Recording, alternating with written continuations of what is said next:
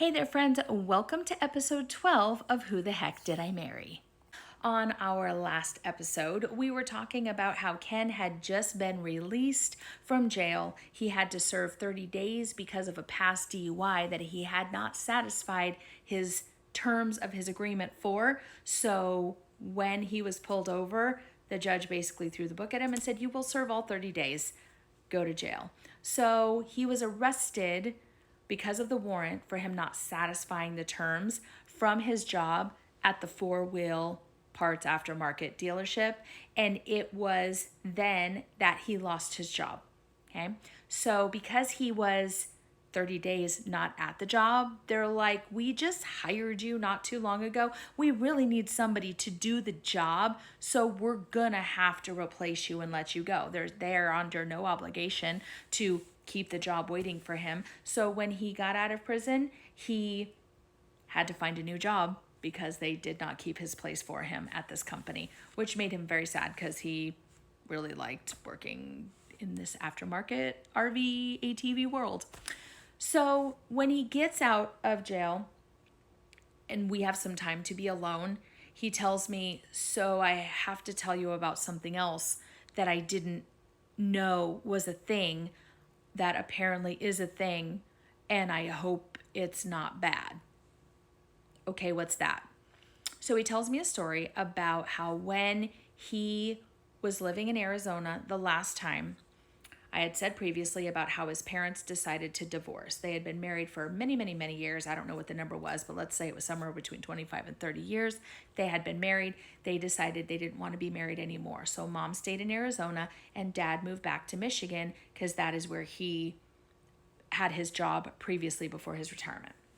Okay, so Ken was living here on his own, but mom was also here. And he came to a point where he wasn't going to school and he was mostly just hanging out and partying with his friends. And he kind of saw his life going down a destructive path. He had been with hairstylist Barbie. And did I? Yeah, I told you guys about hairstylist Barbie, about how hairstylist Barbie had, just making sure I told you the story. He and hairstylist Barbie had been engaged and she called it off to leave and never look back. So it was around that time, I'm kind of guessing, putting timelines together. Hairdresser Barbie is now out of the picture and he is not going to school. He, I'm guessing, was not employed at the time and was looking for a way to kind of freshen up his life. So he reached out to his dad and said, "Can I come live with you in Michigan?" And his dad said, "Of course, come and stay. I'll see if I can help get you a job and we'll go from there." Okay, great. So the problem was Ken was didn't have any money. He needs to find a way to get to Michigan, but he doesn't have any money. I'm not sure why his dad didn't just send him some money, but I know that Ken didn't have any money to get himself to Michigan. So he's talking to the friend who he's sleeping on his couch at the time, and said, "I really need to get back to Michigan. I don't know how to do it. I've got some things that I need to get back with me." I'm assuming at the time he didn't have a car even. He didn't know what to do. So friend, we'll call him Alan, okay? Alan says, "Well, let me tell you, I've got a solution, okay? I have this credit card right here. It is a Discover card that they've just sent me. I've never activated it. So why don't I activate the card for you, and then you use this card to rent a U-Haul and to pay for gas and food all the way back to Michigan. And then when you get to Michigan, you just pay and get a job. You just pay off my credit card. No harm, no foul." Well, Ken thought that that was a great job. Ken thought that was a great idea. So Alan activated the card, gave it to Ken, and a couple nights before Ken is leaving for Michigan, Alan, Ken, some other friends all go hang out at karaoke bar and some other places. Well, Ken's got this fresh credit card, so he's buying rounds. He's paying for dinner for Alan and other people too. So we're just starting adding charges to this credit card. Okay. The last night before Ken leaves for Michigan, him and Alan are at the bar together, and something happens, and they have a fight. And Ken was either a happy drunk, or he could have been an angry drunk. He was emotional in some way, shape, or form when he had had too much to drink. And apparently, even the night before he's going to drive to Michigan, he's had enough that him and Alan get into some sort of a fight. They're mad at each other. Ken ends up going home. The U-Haul is already there. It's already packed. He basically goes and drives the U-Haul somewhere, sleeps it off for the night, and then gets in the U-Haul and drives to Michigan. So as suggested by Alan, he then uses this Discover card to pay for gas and food to get him all the way back to Michigan, which he makes it. When he gets to Michigan, and remember, this is all the story that I'm being told, okay?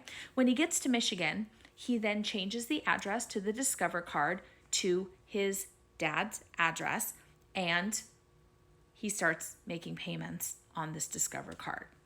Well, 2-3 months into payments, the bill stops coming. That's odd. Now, we are today of the age where you just go online and make your payments. Back then, it wasn't a thing. You wrote out a check, you put it in the envelope, and you sent it off. So with no bills coming, with no envelopes coming, with no statements coming, Ken had no way to make the payments on this card. So he had tried to call Alan and say, hey, but Alan wouldn't answer his phone calls.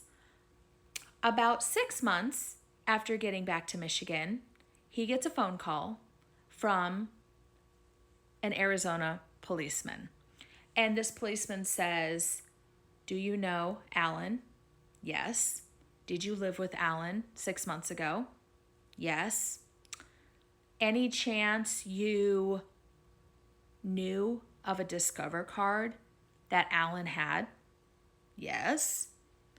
Alan says you stole his credit card and is now wanting to press charges for a stolen credit card. Ken says no.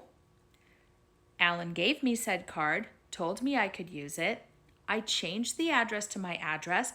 I was making payments on the card. Then they stopped coming. The bill stopped coming. I couldn't make the payments anymore. I tried to reach out to Alan. Alan hasn't called me back or taken my phone calls. That's my side of the story. Now, anybody out there watching, if you're younger or you don't know, the name on the card is the only person who can use the card. You need to be an authorized user of the card if you're somebody other than the name on the card, but the person whose name is on the card is on the card. So your parents or your husband or spouse go use my card to do this or that. Technically, that is illegal. Even if you know the PIN number, it has to be the issuer or authorized user of the card to use that line of credit or to use that checking account or anything like that. So Ken just fully admitted to what he did, noting that Alan had given him permission to do so, but now Alan is saying it was theft. So Ken gave this detective the policeman, all the information he needed, and the officer or detective on the other end of the phone said, thank you so much for this information. We're going to be doing some more research, and if we need anything more from you, we'll call you. Okay, great. And Ken heard nothing more after that day. So fast forward, let's say 5 years. He's now back in Arizona. He's now been arrested for not handling his DUI issue from 5 years prior.